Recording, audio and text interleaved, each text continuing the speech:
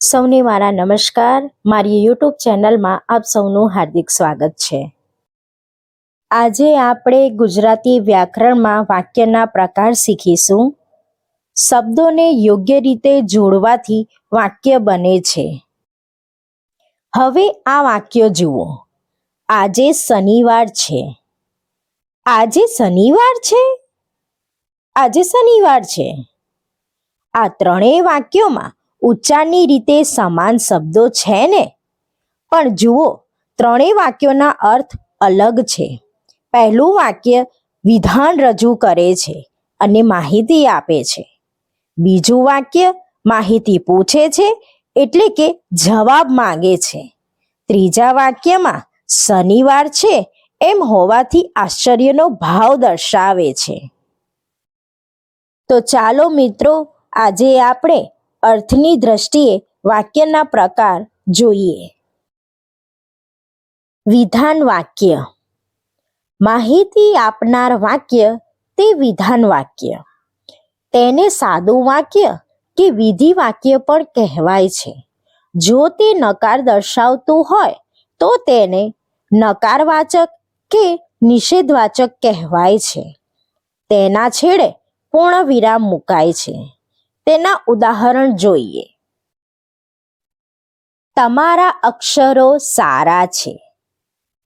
તમારા અક્ષરો સારા નથી. અત્યારે વરસાદ આવે છે. અત્યારે વરસાદ આવતો નથી. સોનલ બગીચામાં રમે છે. સોનલને બગીચામાં રમવું ગમતું નથી.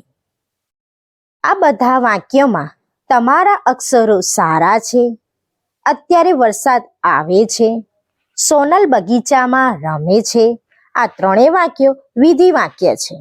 જ્યારે તમારા અક્ષરો સારા નથી, અત્યારે વરસાદ આવતો નથી અને સોનલને બગીચામાં રમવું ગમતું નથી, આ ત્રણેય વાક્યો નિષેધ વાક્ય છે.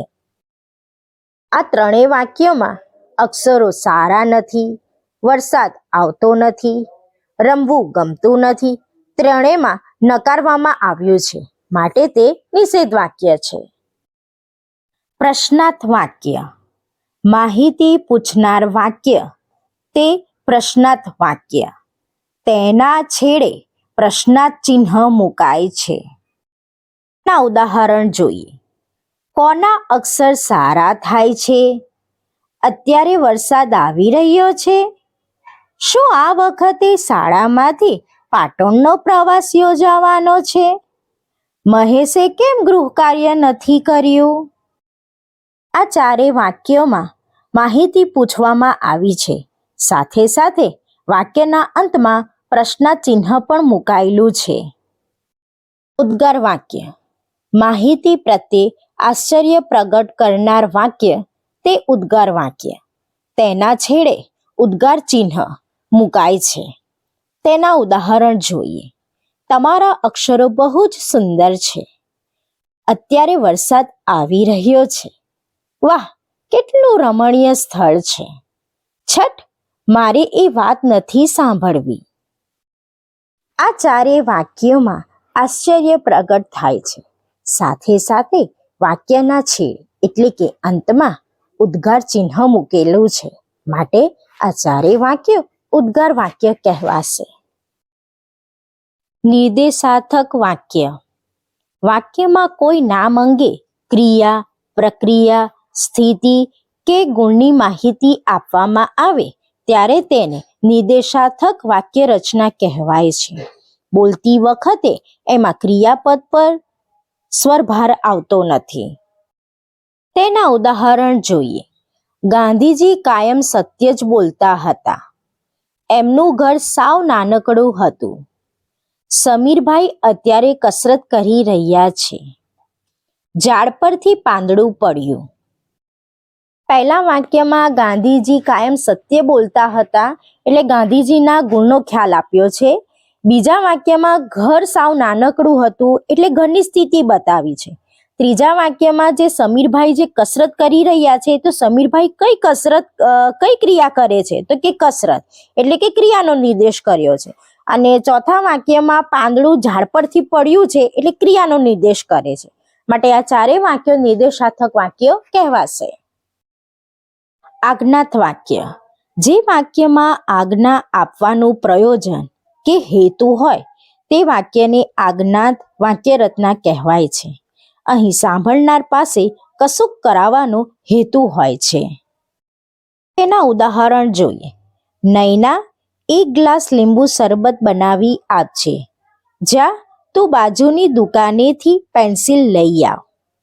છોકરાઓ, અહીં આવો. નિશા, ભણવા બેસ.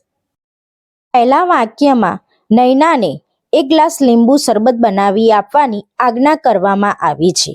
તેવી રીતે બીજા વાક્યમાં બાજુના દુકાનેથી પેન્સિલ લઈ આવવાની વાત કરી છે અને ત્રીજા વાક્યમાં છોકરાઓને અહીં બોલાવવાની આજ્ઞા આપી છે અને ચોથા વાક્યમાં નિશાને ભણવા બેસવા માટેની આજ્ઞા આપી છે.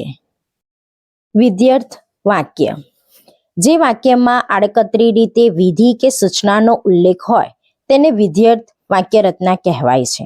આજ્ઞા કાંઈ બધાને આપી શકાય? એ તો નજીકના પરિચિતને જ અપાય.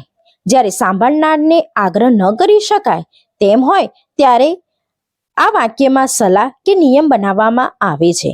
એમાં આડકતરી રીતે આજ્ઞા જ રહેલી હોય છે. ઉદાહરણ જોઈએ. પ્રાર્થનામાં દરેકે શાંતિ જાળવવી. શાળાના દરવાજા સામે કોઈએ વાહન મૂકવું નહીં. તમારે સારા પરિણામ માટે મહેનત કરવી જોઈએ. ઘોંઘાટ કરવો નહીં. પહેલા વાક્યમાં શાંતિ જાળવવી એ નિયમ છે. બીજા વાક્યમાં કોઈએ વાહન મૂકવું નહીં તો તે વિનંતી છે. ત્રીજા વાક્યમાં સારા પરિણામ માટે મહેનત કરવી તેમાં સલાહ આપેલી છે અને ચોથા વાક્યમાં ઘોંઘાટ કરવો નહીં તે પણ સલાહ આપેલી છે. આમ આપ સૌ મારી YouTube ચેનલ દ્વારા ગુજરાતી વ્યાકરણ સરળતાથી શીખી શકો છો. તો મારી ચેનલને લાઈક, સબસ્ક્રાઇબ, શેર અને કોમેન્ટ આપવાનું ચૂકશો નહીં. આભાર.